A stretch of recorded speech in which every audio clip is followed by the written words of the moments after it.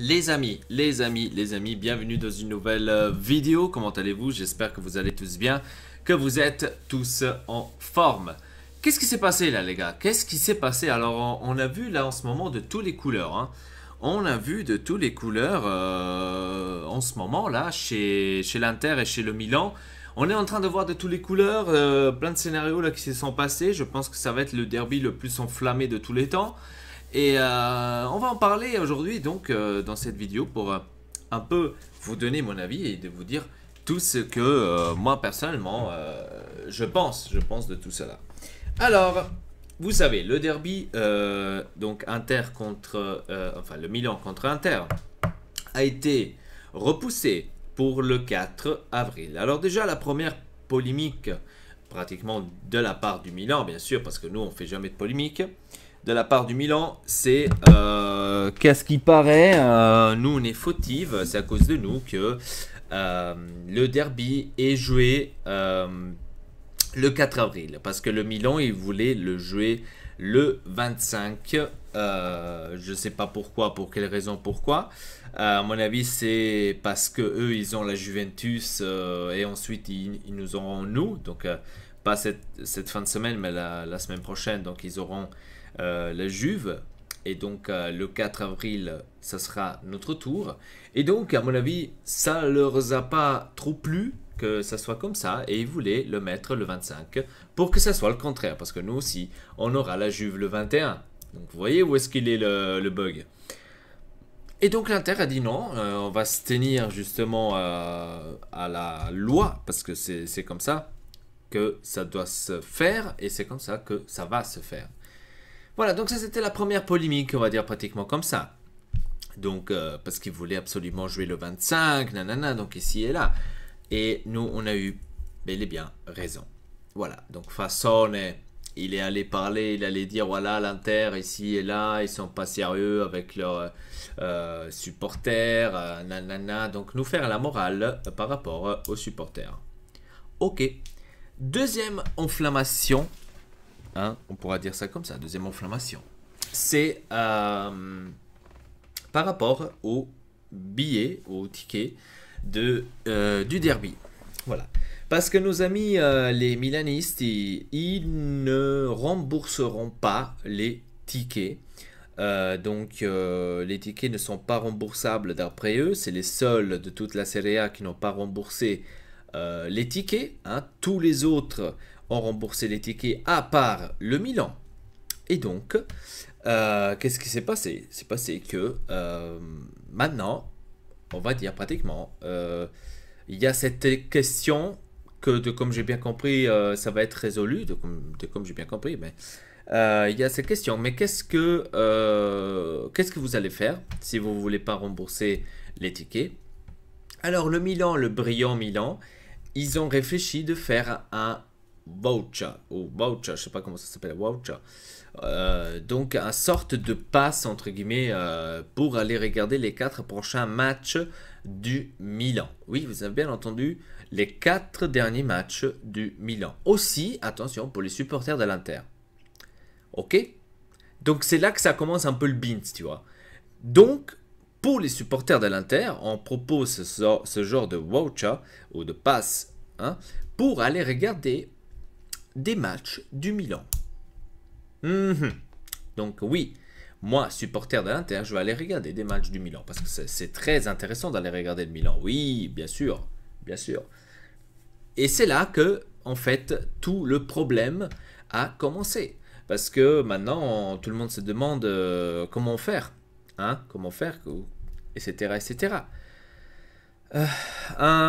Une communiqué, ou un communiqué officiel de l'Inter a dit clair et net que déjà de 1, ce n'est pas leur faute à cause du remboursement que, enfin c'est pas eux qui décident si les tickets sont remboursés ou pas, c'est au Milan justement de décider de rembourser les tickets. Et le Milan ne veut rien savoir. Donc eux, ils avaient écrit dans la communiqué officielle qu'ils voulaient, enfin qu'ils attendaient des réponses par rapport au Milan. Pour avoir une réponse justement favorable pour avoir les remboursements des tickets. Jusqu'à maintenant, il n'y a rien eu. Jusqu'à hier, si je ne me trompe pas, il y a eu cette nouvelle que, à ce qui paraît, l'Inter se proposerait donc de rembourser de leur poche eux-mêmes donc les tickets aux supporters de l'Inter. Et ça, j'ai envie vraiment d'applaudir l'Inter parce que franchement, c'est là qu'on voit comment nous on est et comment le Milan il est.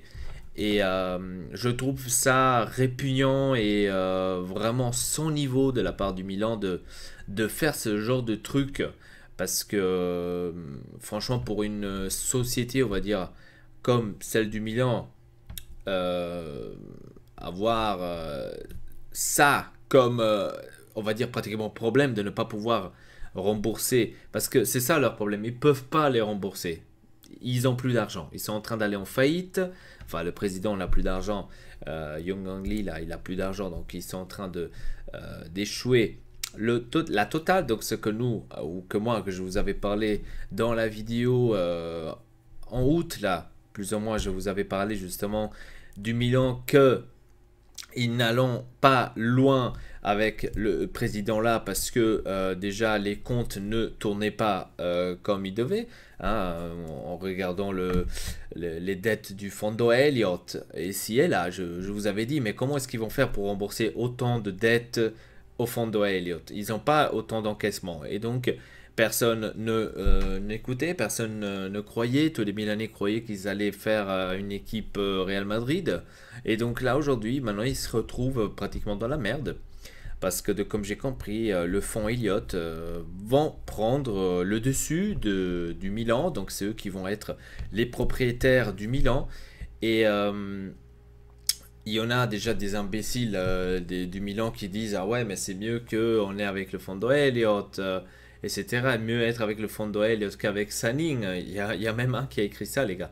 Donc, imaginez-vous dans quelle idioterie est-ce qu'on est arrivé.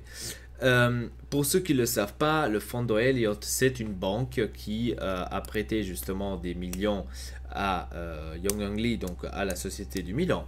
Et maintenant, ils vont prendre, on va dire, pratiquement possession du Milan pour pouvoir la revendre. En fait, eux, ils sont là pour... ils doivent prendre déjà le Milan parce que les dettes n'ont pas été payées. C'est déjà... Hein, c'est partout comme ça, même avec les voitures, c'est comme ça. Et maintenant, de deux, n'allez pas croire que le Fondo Elliott, il va vous dépenser des millions et des millions pour aller acheter des joueurs ou pour renforcer le Milan. Ça n'existera pas, ça ne pourra pas exister. C'est en fait de la même façon que se trouvait la Rome à l'époque avec le Unicredit. Jusqu'il y a eu Pallotta qui est arrivé et qui a acheté la Rome avec ses dettes et a tout justement dépensé. Enfin, dépensé, comment dire, a tout réglé. Et donc, pour le Milan, ça va être la même chose, c'est-à-dire que le Fondo Elliott va les mettre ou vont le mettre en vente, va mettre en vente le Milan et va attendre pour avoir quelqu'un qui va venir et qui va dire voilà, moi je suis prêt d'aller prendre ou de prendre le Milan, je suis prêt.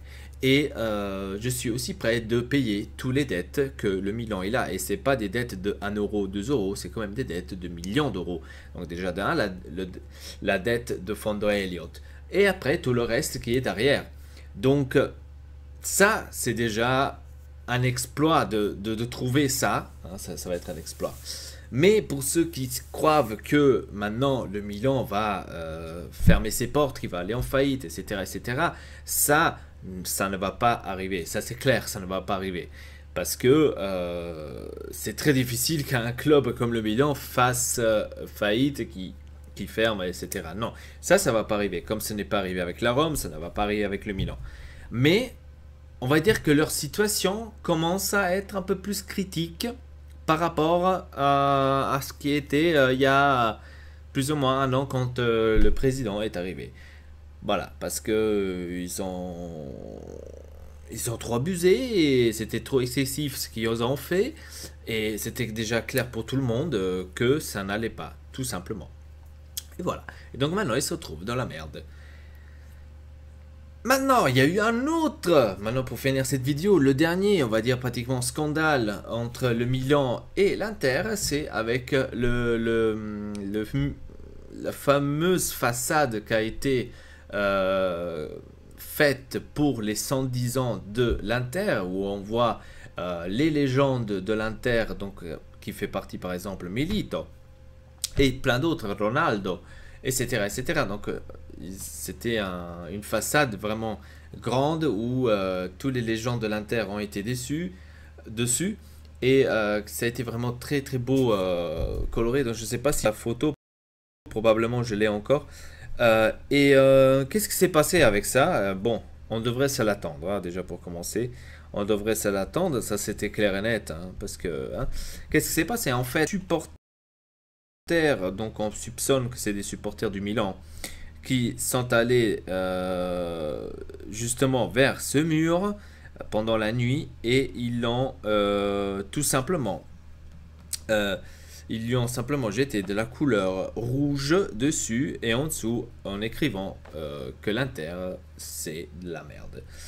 Donc ça c'est de la idioterie de haut de gamme, hein, de en arriver là. Il faut être vraiment des idiots, je suis désolé parce que autrement on ne peut pas